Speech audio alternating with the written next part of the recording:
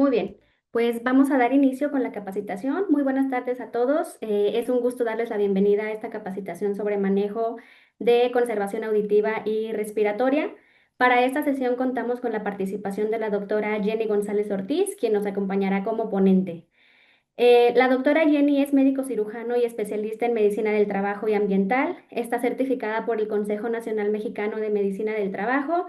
Cuenta con una amplia trayectoria en el ámbito de la salud ocupacional, prevención y promoción de la salud, así como experiencia en la formación de profesionales y en la impartición de temas relacionados con la salud laboral. Para nosotros es un gusto contar con un especialista con su experiencia y trayectoria y bueno, pues estamos seguros de que esta sesión será una excelente oportunidad para aprender y fortalecer nuestros conocimientos. Durante la capacitación pueden ir dejando sus preguntas en el chat y al finalizar le pediremos a la doctora que nos apoye con sus dudas. Doctora Jenny, muchas gracias por acompañarnos. Le damos la más cordial bienvenida y le cedemos la palabra. Muchas gracias, licenciada. Buenas tardes a todos. Sí, qué importante eso de las preguntas para que podamos abarcar todo el tema. Bueno, los dos temas. Es muy básica y general la información y creo que la podemos saber, a ver, ya tuvimos alguna ocasión si estamos en este ámbito laboral, en contacto con muchos términos, pero bueno, vamos a puntualizar y muy seguramente esto va a ser enriquecedor. Pero por favor, por cuestiones de tiempo sobre todo, porque es muy vasto el material, aunque es básico, dejamos las preguntas y si por cuestiones de tiempo no tenemos oportunidad, como otras ocasiones lo hacemos, ¿no? Me las mandan por correo, las contestamos o dejamos ahí un contacto. Vamos a ver a lo largo de esta hora, bueno, poquito menos, 49 minutos que tengo cronometrados. La primera parte vamos a recordar un poquito de la anatomía del oído, las características de la onda sonora, por qué vemos hercios y decibeles en una audiometría, la importancia o recordar por qué es importante tener en cuenta este factor de riesgo físico, el ruido como riesgo laboral. A puntualizar, no es motivo de la charla, pero a puntualizar ciertos elementos de la NOM 011, una interpretación básica de audiometrías y el seguimiento o las recomendaciones médicas en torno a este tema y lo propio para la conservación de respiratoria, ¿vale? Antes que nada, vamos a hacer un recordatorio, yo sé que todos lo saben, de cómo está conformado este video y a mí me parece maravilloso, ¿no? Porque al final de cuentas, una energía física o un factor de riesgo físico se traduce en señales, sufre toda una transformación a lo largo de toda esta anatomía que tenemos del oído para poder interpretar y escuchar a través de nuestro cerebro. Y bueno, por eso consideré importante establecer este recordatorio, ¿no? Recordemos que el oído es el órgano sensorial responsable de la audición y del mantenimiento del equilibrio mediante la detección de nuestra posición corporal y del movimiento de la cabeza. Se compone de tres partes, el oído externo, el medio y el interno. El oído externo está posicionado fuera del cráneo, mientras que las otras dos partes se hallan dentro del hueso temporal. El oído externo, como vemos aquí, comprende dos partes, la oreja o el pabellón auricular, el cual se encarga de captar todas las ondas sonoras o el sonido, y el conducto auditivo externo, el cual se extiende desde la profundidad de la concha hasta la membrana timpánica. En el oído medio, esta es una cavidad dentro del hueso temporal ocupada por aire y tapizada por una membrana mucosa. Se encuentra limitado lateralmente por la membrana timpánica, como vemos aquí, y medialmente por la ventana oval del oído interno. ¿Cuál es la función principal del oído medio? Transmitir las vibraciones que llegan por esta membrana timpánica a través de la cavidad del oído medio hasta el oído interno por medio de la articulación de nuestros tres huesecillos, el martillo, el yunque y el estribo, ¿no? El oído interno es una serie de cavidades óseas, así como conductos membranosos y sacos presentes en su interior con líquido, ¿no? Este último se sitúa entre el oído medio lateralmente y el conducto auditivo medialmente. ¿Cuál es la función del oído interno? Aquí es donde pasa todo un proceso interesante, ¿no? Transformar estas señales mecánicas percibidas por el oído medio en señales eléctricas que transfieren la información al cerebro a través del nervio auditivo, ¿no? Aquí es donde les digo, y está lo fascinante de este sentido en cuestión de audición. Y bueno, vamos a ver un video, para que entiendan y recordemos, más bien nos quede más claro lo que acabo de explicar. ¿Alguna vez se han preguntado cómo los sonidos se van abriendo paso desde su origen hasta llegar al cerebro? Tomemos el ejemplo de una trompeta. Cuando se toca, esta produce ondas sonoras que viajan por el aire. El oído externo atrapa estas ondas, que luego recorren un pasaje estrecho llamado conducto auditivo. Las ondas sonoras llegan hasta el tímpano, que es una membrana de aproximadamente la mitad del tamaño de una moneda de 10 centavos estadounidenses. Las ondas hacen que el tímpano vibre, lo que a su vez hace vibrar tres huesecillos diminutos llamados martillo, yunque y estribo. Estos huesecillos amplifican o aumentan las vibraciones del sonido y las envían a la cóclea. La cóclea, que tiene forma de caracol, es del tamaño de un guisante o arveja y está llena de líquido. Las vibraciones del sonido hacen que este líquido se ondule, lo que crea una especie de olas. Hay unas estructuras parecidas a hebras de cabello, llamadas estereocilios, que se encuentran en la parte superior de las células en el oído interno, y por esta razón a estas células se les conoce como células ciliadas. Estas células ciliadas se agrupan en paquetes dentro de la cóclea. Con el movimiento del líquido dentro de la cóclea, los grupos de células ciliadas se mueven y sus estereocilios convierten este movimiento en señales eléctricas. Este movimiento también causa que los iones dentro de las células ciliadas migren hacia la parte superior de estas, y esa migración iónica provoca la liberación de sustancias químicas en la parte inferior de estas células. Las sustancias químicas se unen a las células nerviosas auditivas y crean una señal eléctrica que viaja a lo largo del nervio auditivo hacia el cerebro. Las diferentes células ciliadas responden a distintas frecuencias de sonidos. Las células ciliadas en la parte ancha o base de la cóclea detectan sonidos más agudos, como un pícolo o una flauta. Las células ciliadas situadas hacia la parte superior de la espiral detectan sonidos progresivamente más bajos, como una trompeta o un trombón. En la parte superior o ápice de la espiral, las células ciliadas detectan los sonidos de tonos más bajos, como una tuba. El nervio auditivo lleva la señal eléctrica al cerebro, que interpreta los mensajes como sonidos que reconocemos y entendemos.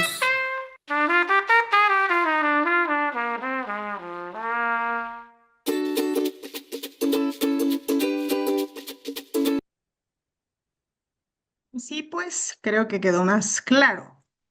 La audición es nuestra percepción de esta energía mecánica transportada por ondas sonoras que viajan a través del aire, líquido o sólidos. Dichas ondas sonoras van a representar cambios alternos de presión y la interpretación de sus características van a permitir al sistema nervioso diferenciar los sonidos, ¿no? Como se explicó en el video de una manera muy general y muy didáctica. Ahora, ¿cómo se produce el sonido? Y lo mencionaron en el video y esto es muy importante para dar pie a las características del ruido, del sonido, ¿no? Recordemos todo, si dejamos caer una gota de agua sobre un medio líquido, observaremos cómo se produce una serie de ondas en la superficie que se propagan hacia todas direcciones.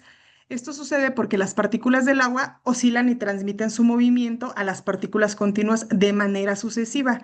Este mismo efecto sucede cuando las partículas que componen el aire vibran y transmiten sus oscilaciones. Y para que esto ocurra es necesario, aquí está, es necesario que exista un medio elástico, sea aire, líquido o un medio sólido, ya que las ondas sonoras no se propagan en el vacío. Esto es lo que le va a conferir a la onda sonora las características de ser mecánica.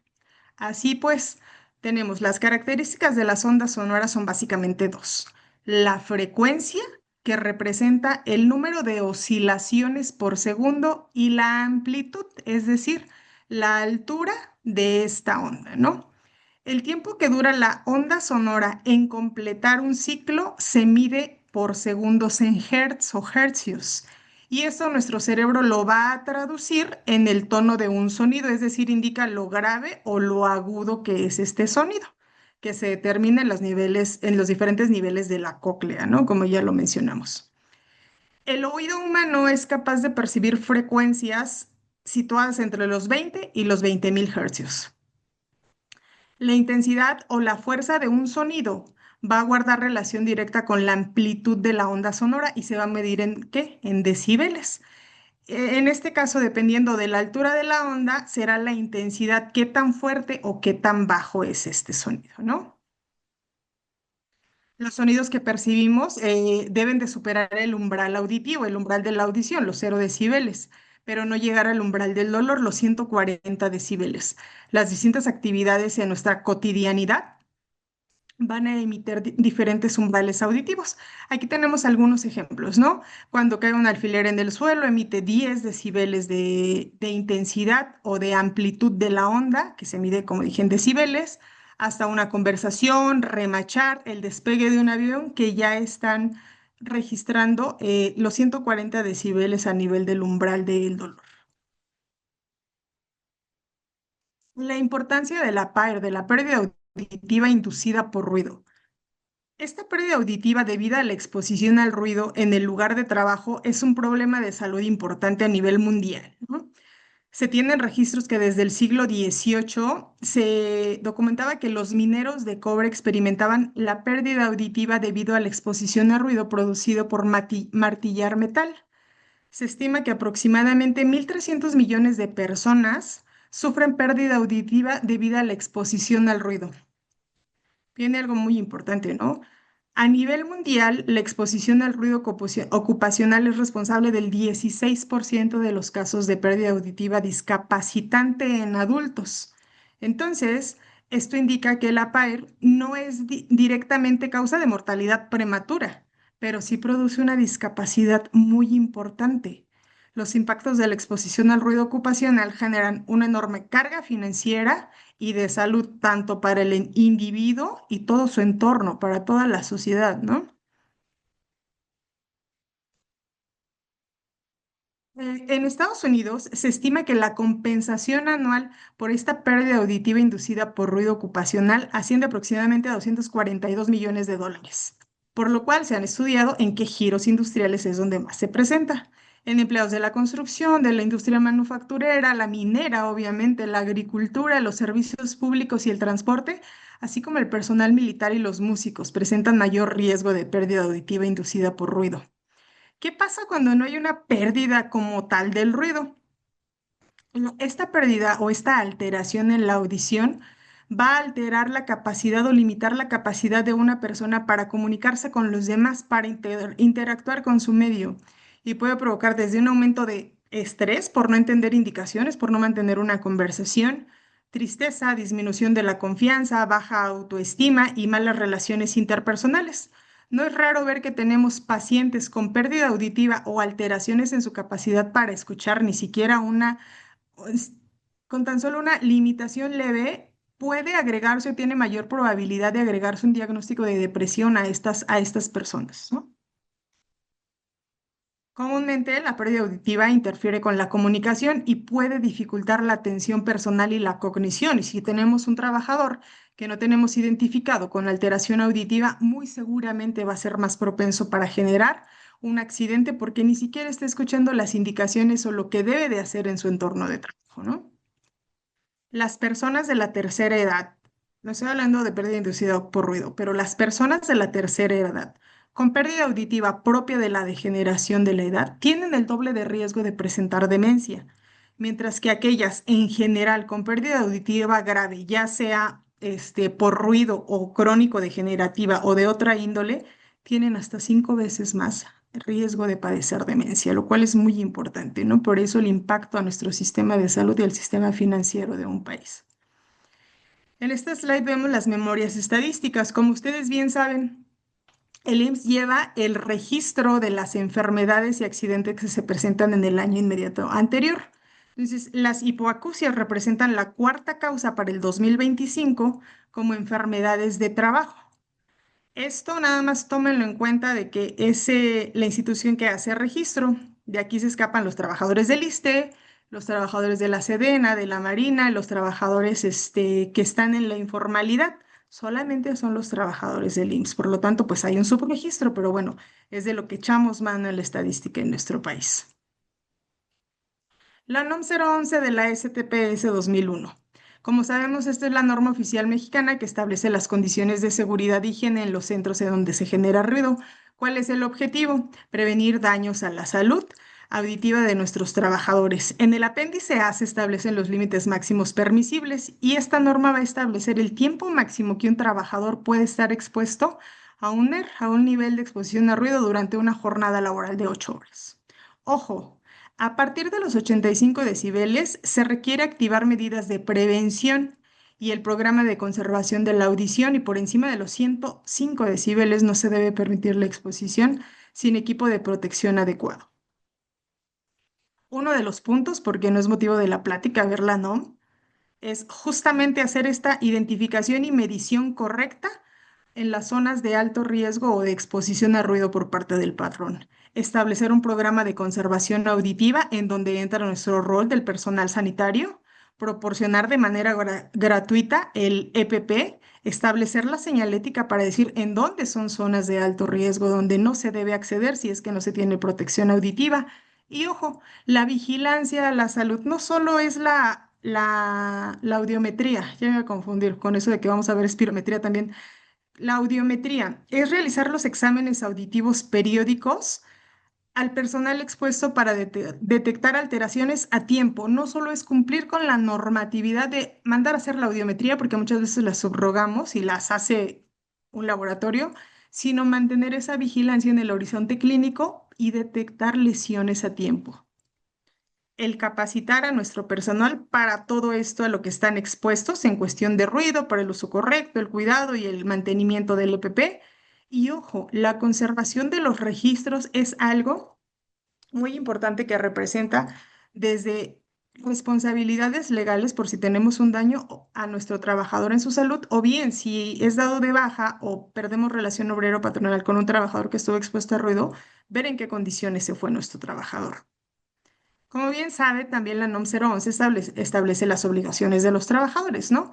Como el uso correcto del EPP durante toda su jornada o durante las áreas en las que están expuestos a zonas ruidosas, someterse a estas evaluaciones médicas y acudir y aplicar lo mostrado o lo enseñado en las capacitaciones para proteger su salud auditiva.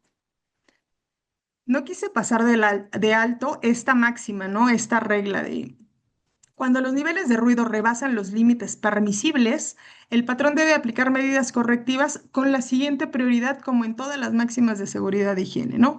Primero, establecer controles de ingeniería, o bien eliminamos o aminoramos la fuente ruidosa. Establecemos controles administrativos. Modificamos los tiempos de exposición, rotamos o reorganizamos el horario de trabajo. Y por último, porque a veces empezamos con eso, ¿no? Por último, usar el EPP auditivo, suministrar protección auditiva como última barrera o como complemento a las medidas anteriores. Ahora sí, la audiometría tonal liminar. En esta prueba de evaluación médica se utiliza un aparato conocido como audiómetro para determinar el umbral auditivo de los individuos a tonos puros entre 250 y los 8000 Hz y niveles de sonido entre menos 10 decibeles, que es el umbral de audición en unos oídos intactos, y 110 decibeles. Dentro de una cabina insonorizada, si estamos hablando de una audiometría diagnóstica. Ahorita vamos a ver. La audiometría tonal liminar tiene la finalidad de determinar el umbral auditivo, es decir, qué tanto escuchan los trabajadores y dentro de nuestro contexto médico-legal, evalúa el estado clínico de los trabajadores que van a estar expuestos en su puesto de trabajo a ruido y otros agentes, porque también recordemos que hay sustancias ototóxicas que pueden hacer sinergia con el ruido, creando radicales libres y dañando la vía auditiva de nuestros trabajadores. Cuando esta evaluación se realiza de manera inicial por una incorporación nueva de un colaborador o por asignación de nuevas tareas con nuevos riesgos para la audición, a esta audiometría le llamaremos de ingreso, o de base o de baseline, ¿Por qué? Porque es el parámetro para comparar las siguientes audiometrías, las periódicas, para detectar de manera precoz un daño durante el tiempo de exposición. Y bien importante, cuando esta evaluación se realiza para la detección, porque ha habido cese de la exposición por cambios de proceso, por cambio de área o porque se ha concluido la relación obrero-patronal, se le denominará final y esta es parte de la responsabilidad que tenemos para nuestro análisis en el tiempo y ver si hay un daño o no en ese trabajador. Mencionaba hace ratito de la cabina insonorizada en una audiometría diagnóstica. Hay dos tipos de exploraciones audiométricas, las de detección selectiva y las diagnósticas. La primera, que es la con la que nosotros tenemos contacto en el ámbito laboral, la audiometría de detección selectiva, se utiliza para la exploración rápida de grupos de individuos en el lugar de trabajo, en las escuelas y poder identificar a las personas que pudieran presentar alguna pérdida auditiva de acuerdo al contexto que nosotros conocemos. Casi siempre se utilizan audiómetros electrónicos de comprobación automática y en general en una zona tranquila. No es necesario emplear una cámara de vibraciones insonorizada, ¿no? Y como dato rapidísimo, porque aquí tengo mi cronómetro, las cabinas, si nosotros vamos a mandar a un trabajador a una audiometría diagnóstica, las cabinas deben de contar con cierta normatividad, con ciertas características para poder tener resultados confiables, ¿no? No me voy a detener tanto en esto. ¿Y cuáles son las indicaciones para poder hacer una audiometría o lo correcto para poder hacer una audiometría? Con la finalidad de eliminar los BTU, las variaciones temporales de umbral o la fatiga auditiva, nuestro trabajador no debe de ser expuesto 14 o 16 horas previas a la realización de la audiometría. Saber que cuando es una audiometría diagnóstica, la conducción aérea se determina con unos auriculares colocados en los oídos y la conducción ósea colocando un diapasón en el cráneo por atrás del pabellón auricular, a nivel de la base de la mastoides. La audición de cada oído se determina por separado y los resultados de las pruebas se describen en una gráfica denominada audiograma. Es importante que nosotros, si es que hacemos las audiometrías directamente o las terciamos, que supervisemos que se hagan de manera correcta, porque sus resultados van a impactar en nuestra empresa, en nuestra institución, ¿no? Entonces, que le quede bien claro al trabajador cómo es que debe de responder, si es que tiene que presionar un conmutador cuando escucha el mínimo estímulo sonoro en cualquiera de los oídos, por bajito que sea debe de soltar de manera inmediata o debe de levantar una mano para poder avisar que se esté escuchando el sonido y bajar un dedo o bajar la mano. Estas instrucciones parecieran rutinarias y a veces las desdeñamos cuando hacemos la audiometría número 455, 456, pero ojo, e incluso ustedes deben de saber, ¿no? Hay un curso de conservacionista auditivo por la KEIOC y es algo en lo que se hace gran énfasis porque dependiendo de la capacitación que yo le dé a mi trabajador va a ser la fiabilidad de mis resultados. Si no, pues no voy a tener resultados que sean comparables a lo largo del tiempo y poder establecer o no un daño a la salud. La interpretación de resultados. Se deben de considerar tanto los umbrales auditivos con el fin de cuantificar la función auditiva como la comparación de los umbrales obtenidos mediante la estimulación de ambas vías, la ósea y la aérea. ¿Para qué? Para poder establecer anatómicamente si hay un daño o una hipoacusia de transmisión, de percepción o neurosensorial o bien mixta. Ojo, por ahí me han preguntado muchas veces, por eso lo incluí como un dato importante. Hay una prueba de inteligibilidad o de entendimiento, se denomina a la intensidad de sonido o qué tan fuerte o tan bajito va a entender nuestro trabajador. Ya ven que a veces nos dicen, te escucho, pero no te entiendo. Esa es una prueba que podemos solicitar en un trabajador en el que estamos sospechando un daño auditivo, una logoaudiometría o audiometría tonal, perdón, una logoaudiometría o audiometría vocal, perdón. Y se hacen pruebas con bisílabos, dependiendo a qué intensidad las escuchen o las repitan más bien, es que nos van a reportar este estudio. Vamos a saltar esto que ya lo mencioné. El umbral auditivo, ahora sí, el umbral auditivo es la mínima intensidad de sonido que percibe el oído en una frecuencia determinada, es decir, el límite entre lo audible y lo no audible. La ANSI en 1986 lo estableció como el nivel de presión o intensidad mínima de un estímulo acústico que es capaz de producir sensación acústica en un sujeto. También se le llama nivel límite, ¿no? En la gráfica audiométrica, como la que tenemos aquí, vamos a tener en el eje de las Y, vamos a anotar el decibel, qué tan intenso, qué tan alto estamos mandando el estímulo para que lo perciba nuestro trabajador. Y en las X estamos manejando las frecuencias desde 125, 250 hasta 8000 Hz. Las respuestas se van a anotar dependiendo la intensidad a la que 125 Hz escuché a 0 decibeles, a 10 decibeles, a 5 decibeles, hasta 20 decibeles va a ser la audición normal, ¿no? Entonces aquí están marcadas las normalidades y las pérdidas auditivas ligeras, o de este lado están más claritas. Si yo hablara de una hipoacusia superficial, ya tengo a cualquier frecuencia que yo detecte a 500 Hz, mi estímulo lo percibí a 25 decibeles, pudiera estar hablando de una hipoacusia superficial. Ahorita lo vamos a ver en un ejemplo. Solo quiero que se queden bien claro quienes no hemos tenido contacto con el audiograma, cómo es que está dividido. X, hercios, frecuencias, qué tan agudo, qué tan grave o qué tan agudo. Y, qué tan intenso el decibel, la amplitud de la onda, ¿de acuerdo? Y bueno, aquí tenemos un audiograma normal, ya sea en uno mismo están reportando el oído derecho a 125 Hz, escuchó a 5 decibeles, a 250 Hz, a 5 decibeles, a 500 Hz, a 10 decibeles, y al final el oído derecho está sano porque se encuentra dentro de los 20 decibeles la audición para todas las frecuencias. El oído izquierdo también está dentro de la normalidad, todo lo que está entre menos 10 y 20 decibeles para las diferentes frecuencias está dentro de la normalidad, o bien reportarlo en audiogramas diferentes o independientes. El audiograma, la American Speech and Hearing Association, la ASHA, ha normado la simbología a utilizar en el audiograma. Cada símbolo se va a ubicar en el umbral auditivo correspondiente a la frecuencia estudiada y van a estar unidos frecuencia a frecuencia, como ahorita la vieron, por una línea continua si estamos hablando de la vía aérea y por una línea discontinua si estamos hablando de la vía ósea. Ahorita nada más es para que conozcan toda la simbología, pero voy a explicar solamente la audición por vía aérea es representada por los ojitos del monigote de Fowler. El monigote, perdón, la vía aérea del lado derecho va a estar representado por un círculo rojo, mientras que la X azul va a ser para el oído izquierdo.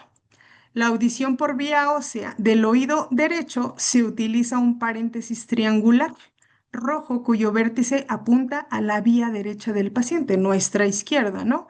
Y para la audición del oído izquierdo, en la vía ósea va a ser un paréntesis triangular azul cuyo vértice apunta al oído izquierdo. Entonces, ojo, ahorita quédense con el ojito derecho, es un círculo rojo, o la X azul es una audición de oído izquierdo por la vía aérea. Así pues, vamos a tener, y voy a poner el ejemplo. Esto, parámetro, dijimos que es una frecuencia unidas por línea continua, es una vía aérea. Para la frecuencia de los 250 Hz, está escuchando a 35 decibeles. Para los 500 Hz, está oyendo a un estímulo de 40 decibeles. Los 2000 Hz los alcanzo a escuchar a los 30 decibeles. Cuando veo una línea discontinua, estoy hablando de una vía ósea.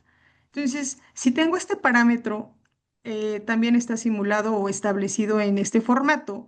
Veo que estoy hablando de una hipoacusia y lo mencioné hace rato. Puede ser de conducción, neurosensorial o mixta. ¿Cuáles serían las características de una hipoacusia de transmisión como esta?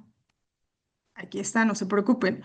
Estas van a ser producidas por la lesión ya sea del pabellón auricular o la lesión del complejo de los huesecillos. ¿Cuáles audiográficamente sus características? La vía ósea regularmente se mantiene horizontal entre los 0 y los 20 decibeles. Aquí la vemos a los 0 decibeles en todas las frecuencias.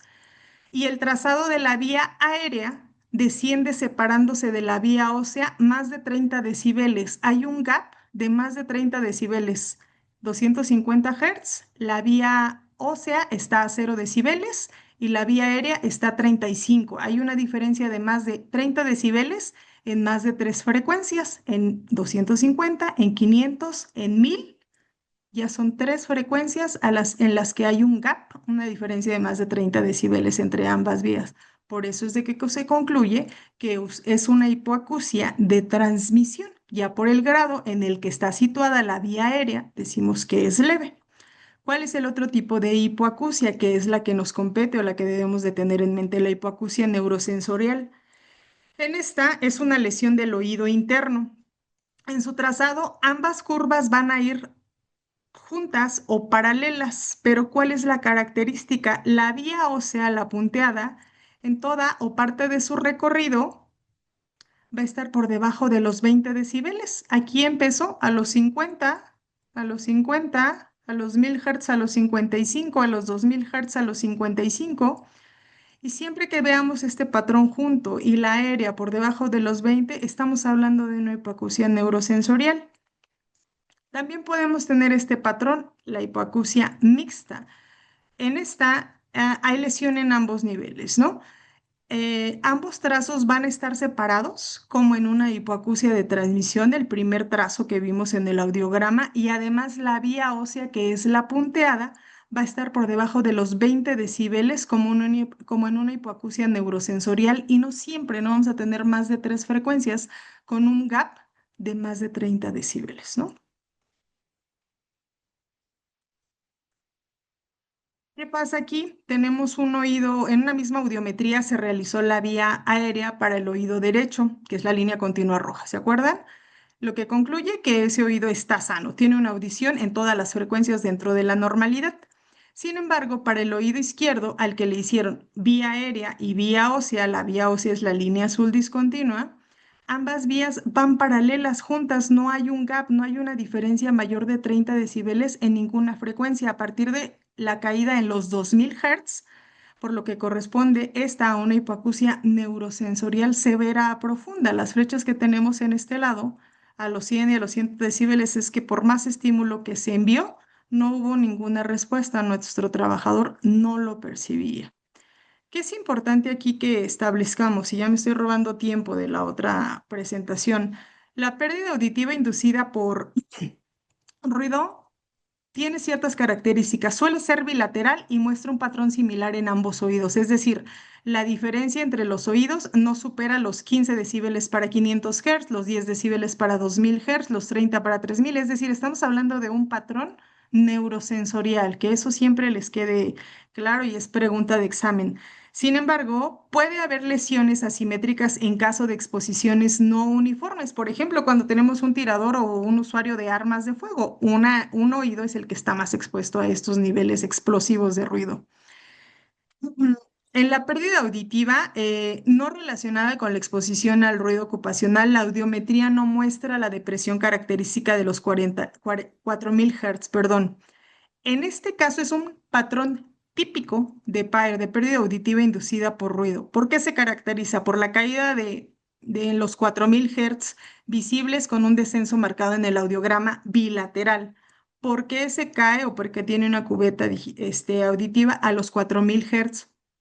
Porque en ella la transmisión de la energía acústica, si se acuerdan de la cóclea, cómo es que transmite los sonidos, todo el ruido del ambiente externo al oído interno es óptima, por eso va a ser la frecuencia que inicialmente se va a dañar. Este es un signo de pérdida de audición de origen profesional y sí que me lo he topado en las empresas y lo único que hacen mis médicos son archivar y solo se va ensanchando, como dice más adelante. Si el paciente o el trabajador sigue expuesto al ruido, esta caída de los 4000 solo va afectando las frecuencias de los 3000, de los 2000, afectando las frecuencias del habla, de la conversación, y es por eso que nuestro trabajador ya empieza a tener alteraciones al no poder entender. Nuestra frecuencia del habla está entre los 500 y los 4000 Hz. Entonces, justo es el momento de hacer algún cambio si yo me encuentro frente a este patrón, ¿no? dándole el seguimiento médico a estos trabajadores, bueno, siempre tenemos que hacer toda una valoración que no solo es la audiometría. Les hablaba de la certificación de conservacionistas auditivos. Debo de saber las características, comorbilidades, todo el historial otológico y la exploración de mi trabajador que esté expuesto a ruido, determinar la periodicidad para la realización de las audiometrías. Pueden ser hasta cada 6 meses, por supuesto. Puede ser anual, sí, dependiendo del criterio de exposición y las características muy, muy particulares de nuestros trabajadores. ¿Qué es importante que establezcamos aquí? La hipoacusia inducida por ruido es totalmente prevenible. Es muy triste, de verdad, ver al trabajador que llega acompañado de un familiar que nos tiene que explicar qué es lo que le pasó, porque nuestro trabajador ya no puede escuchar y no se puede comunicar con su entorno, ¿no? La NOM 011 exige un programa integral donde nosotros como en el rol sanitario seamos médicos, las enfermeras o el paramédico, bueno, jugamos un papel muy importante. Y lo importante de esto es hacer prevención, evitar daños a la salud. ¿M? Vámonos con el manejo de conservación respiratoria. Todavía estoy en tiempo adecuado para poder desarrollarlo. Hay un marco normativo legal, ¿no? Desde la NOM 010 que habla del reconocimiento, evaluación y control de los contaminantes químicos en el ambiente laboral, nos habla de los límites máximos permisibles de exposición.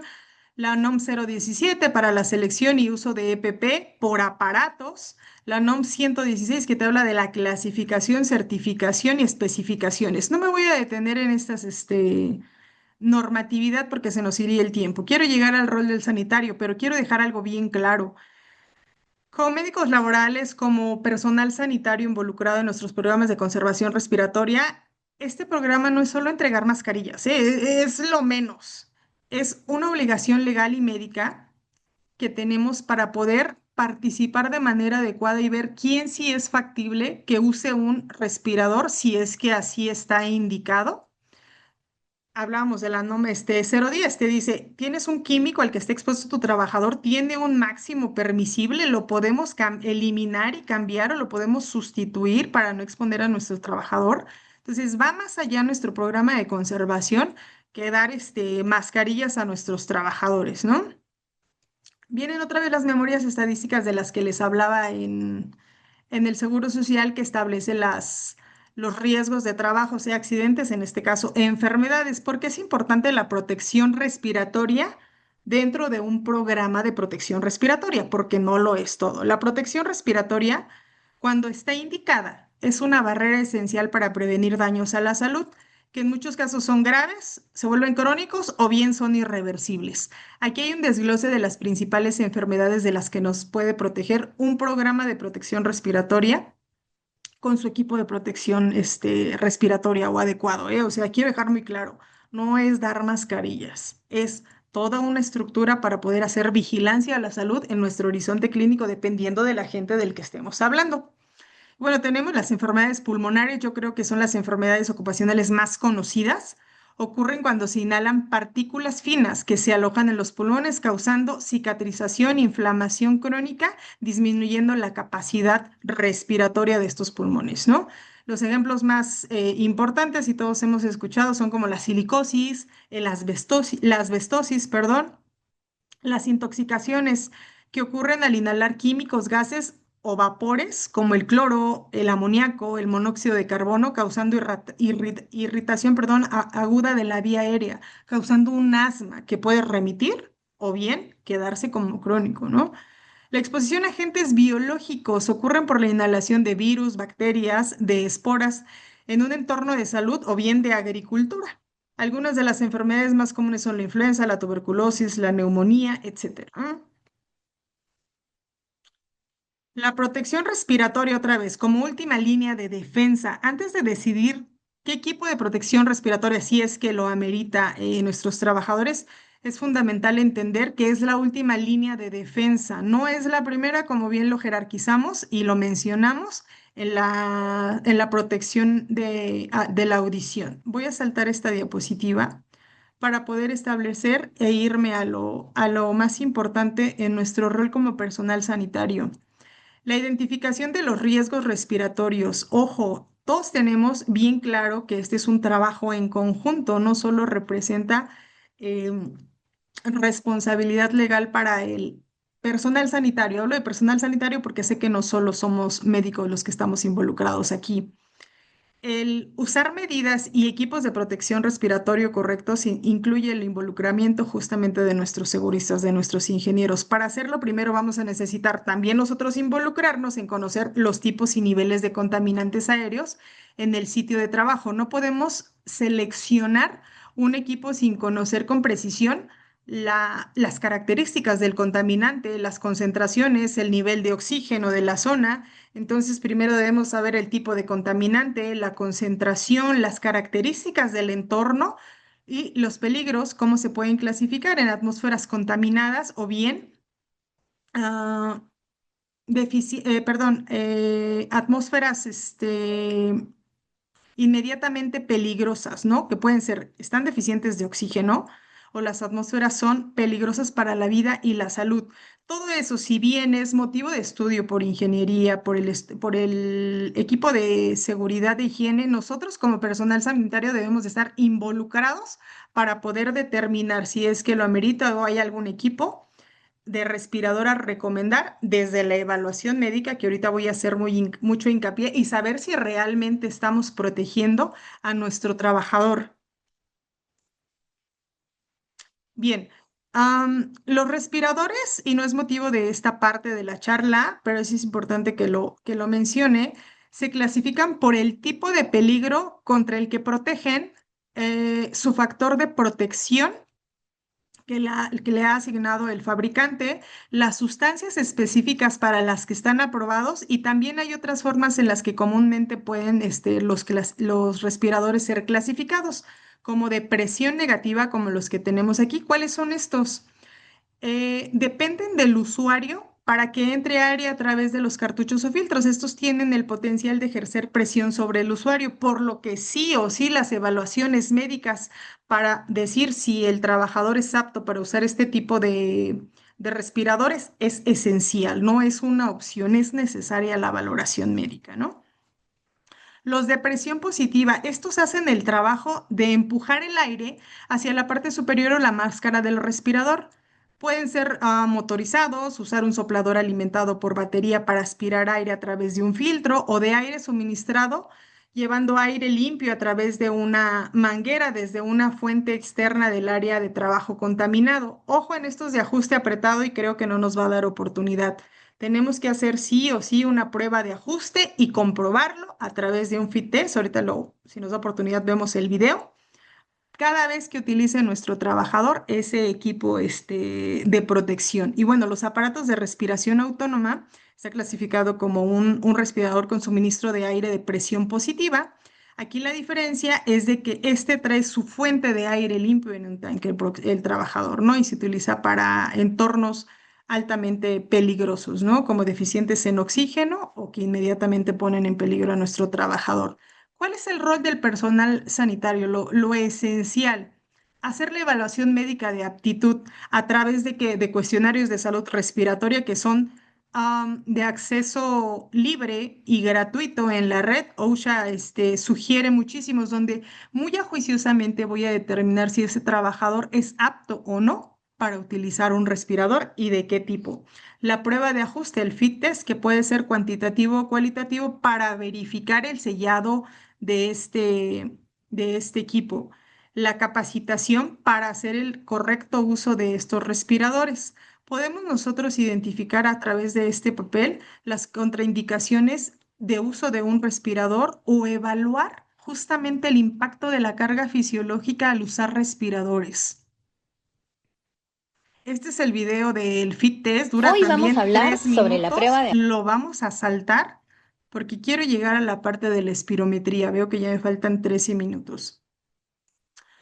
Como les dije, usar un respirador puede ser una carga adicional para el cuerpo. Las personas con afecciones médicas, con comorbilidades, un cuello corto, un paciente que tiene SA o síndrome de apnea obstructiva, puede esto representar un riesgo. Por lo tanto, se requiere la realización de una evaluación médica antes de que cualquier empleado pueda incluso someterse a una prueba de ajuste, como la que iba a mencionar en el video, cuestionarios de salud, la exploración física, tener una placa de tórax y la realización de esta espirometría, que muchas veces también subrogamos y nosotros no evaluamos, que es lo que quiero que se queden con lo principal de esta plática, ¿no?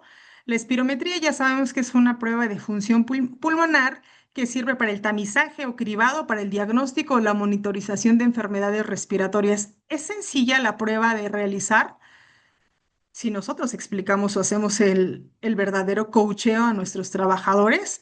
Es no invasiva y nos permite determinar volúmenes y flujos expiratorios. Hay indicaciones dentro de un contexto clínico. A nosotros nos interesa dentro del contexto laboral, justamente para todos aquellos sujetos que tengan alguna probabilidad de presentar enfermedad pulmonar por exposición a factores laborales, ocupacionales o combinada, ¿no? Tiene alguna alteración médica mi trabajador y además lo estoy exponiendo a vapores de cloro. Claro que me va a interesar hacer una espirometría, ¿no? Es importante, por eso existen los cuestionarios respiratorios y dentro de la evaluación, antes de hacer una espirometría, saber si nuestro trabajador tiene alguno de los escenarios mencionados en esta diapositiva. Si acaba de tener un pico o una emergencia hipertensiva, hace cuántos días, si acaba de ser sometido a alguna cirugía importante, va a estar contraindicada, ya sea absoluta o relativamente a la realización de la espirometría. ¿Cómo se realiza? Van a decir, la doctora está hablando de certificaciones. Pues sí, las instrucciones y la ejemplificación para que nuestro trabajador pueda expulsar todo el aire sin detenerse durante al menos 6 segundos, durante al menos 3 veces, para tener 3 audiometrías de calidad, pues bueno, va a depender de nuestra capacidad de poder coachear a nuestro trabajador para que expulse el aire de la manera adecuada. Y eso nos va a dar, igual que en la audiometría, resultados fiables para poder hacer una espirometría basal y poder compararla a lo largo del tiempo para ver la capacidad vital forzada, el volumen expiratorio forzado a los 6 segundos, en el primer segundo, y la relación que puede haber entre estos parámetros. Ya llegué a donde quería llegar y voy en buen tiempo. Muy bien.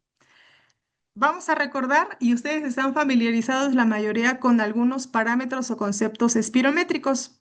Vamos a tener en nuestra espirometría dos curvas, la de flujo-volumen y la de volumen-tiempo. ¿Qué vamos a identificar o qué es importante que ahorita para motivos de capacitación, porque vuelvo a lo mismo, NIOSH da una certificación para poder hacer todo esto de manera correcta, de calidad y fiable para la protección de nuestros trabajadores, ¿no? Y para la protección también de mi empresa. La capacidad vital forzada, que es la cantidad máxima de aire exhalado forzadamente, perdón, partiendo de una inhalación total. Primero saca todo el aire y empieza a tomar todo el aire posible. Recibe también el nombre de volumen expiratorio forzado y el valor normal es igual o mayor al 80%. El PEF, el pico expiratorio de flujo, es el flujo instantáneo máximo en la maniobra de capacidad vital forzada. Se expresa en litros. El BEF1, el volumen expiratorio forzado en el primer segundo, es la cantidad de aire exhalado abruptamente en el primer segundo después de la inhalación máxima. Ahorita la vamos a ver. El valor normal es igual o mayor al 80%. La relación que existe entre el BEF1 y la FVC o la capacidad vital forzada es la fracción de aire que exhala un individuo en un segundo respecto a su capacidad vital forzada. Y ojo, este indicador es determinante para detectar un parámetro obstructivo. El BEF1 nos va a graduar qué tan grave es esta obstrucción. Aquí, rápidamente, como les dije, vamos a obtener dos curvas que van a ser las determinaciones o las representaciones gráficas de tiempo, flujos y volúmenes exhalados.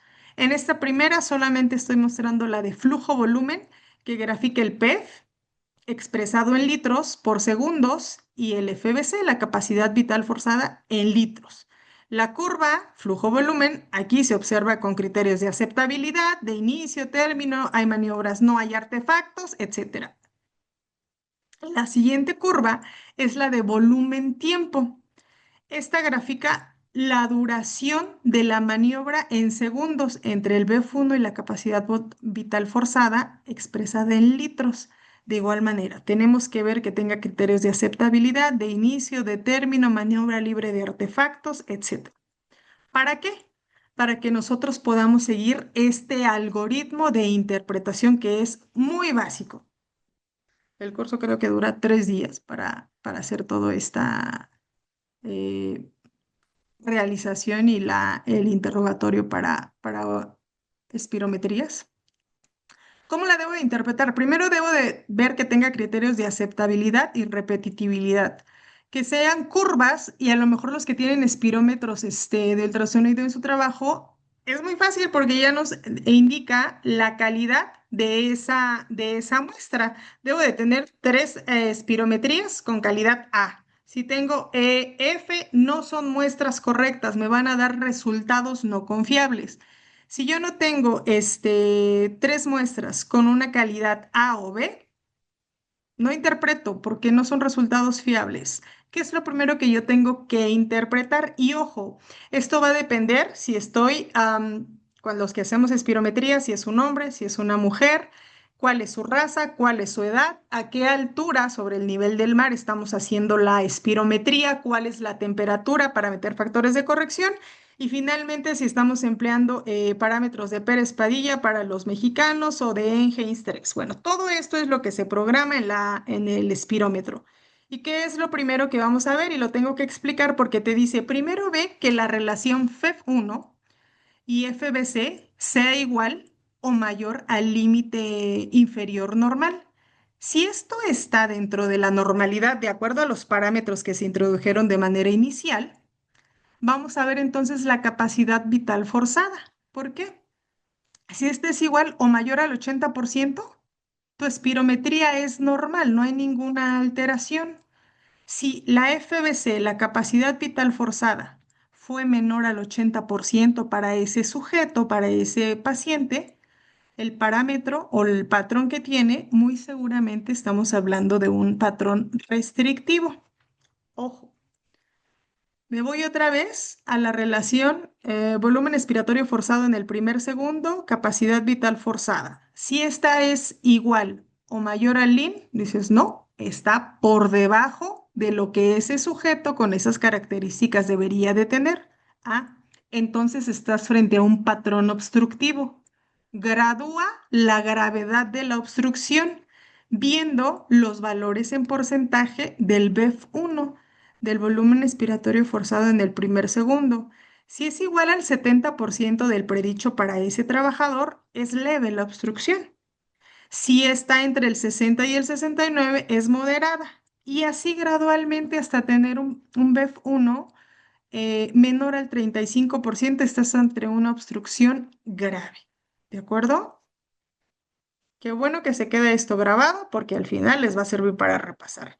Aquí puedo tener los 3 patrones, un patrón normal con una relación BF1-FBC normal. El patrón obstructivo cuando esta relación, que es de donde parte todo mi diagrama, está disminuida, tengo que graduar con el BF1. Y el patrón restrictivo cuando tengo la relación BF1-FBC normal, bueno, me tengo que ir a la capacidad vital forzada. Si está disminuida, estoy ante un patrón restrictivo o mixto. ¿Vale? Hablo un poquito de la reversibilidad. Hay un parámetro que nosotros utilizamos cuando sospechamos que un trabajador está expuesto a algún agente y que esto es reversible. Los trabajadores que dicen al final de la semana o al final de estar expuestos sobre todo a agentes biológicos, muestro una disminución o una capacidad para respirar, me voy el fin de semana, me voy de vacaciones y esto mejora muy seguramente.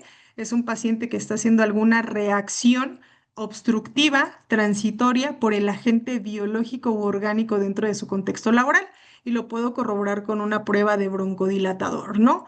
Esta rápidamente aplico 2 disparos de salbutamol la mayoría de las veces. Si me ocasiona mucha taquicardia, puedo utilizar hipatropio Y el parámetro para ver que es reversible es que mejore en un 12% o más de 200 mililitros el BEF1 después de aplicar el broncodilatador y volver a hacer la espirometría. Ya para terminar, y estamos en tiempo, todavía nos quedan 4 minutitos según yo, según mi cronómetro. Lo importante de estos programas es que entiendan su rol como personal sanitario. Deben de estar involucrados en los procesos de producción, exposición, agente, las características de nuestros trabajadores para poder determinar qué tan periódico o no, independientemente de lo que establezca la NOM. Vamos a hacer las espirometrías de seguimiento. Vamos a utilizar, si estamos frente a polvos inorgánicos, la clasificación de la OIT, de la Organización Internacional del Trabajo, donde tiene toda una clasificación para las radiografías de tórax y ver si existe algún daño en algún momento. Reportar y atender de manera temprana los síntomas, ¿no? A lo mejor mi paciente es fumador, enfisematoso, porque también cocinó con leña durante su infancia y lo tengo expuesto a vapores de cloro, ¿no? Entonces, tener bien identificados a esos trabajadores ante cualquier hallazgo clínico que se pueda suscitar en ellos de manera temprana. Y bueno, conclusión, el EPP, vuelvo a lo mismo, no sustituye los controles de ingeniería, las valoraciones médicas que nos corresponden. La aptitud médica y la prueba de ajuste son requisitos, se va a quedar el video en la presentación, ya no tuvimos tiempo de verlos. Y el equipo de salud es el principal guardián del cumplimiento técnico del programa, ¿no? Puede estar bien estudiado el programa, el contexto, pero si nosotros no sabemos quiénes son los huéspedes, los trabajadores que se van a enfrentar, no podemos hacer las recomendaciones necesarias para proteger a nuestro trabajador. Y bueno, con esto concluyo. Me quedé con 2 minutos. Si hay algún comentario, con todo gusto estoy a sus órdenes.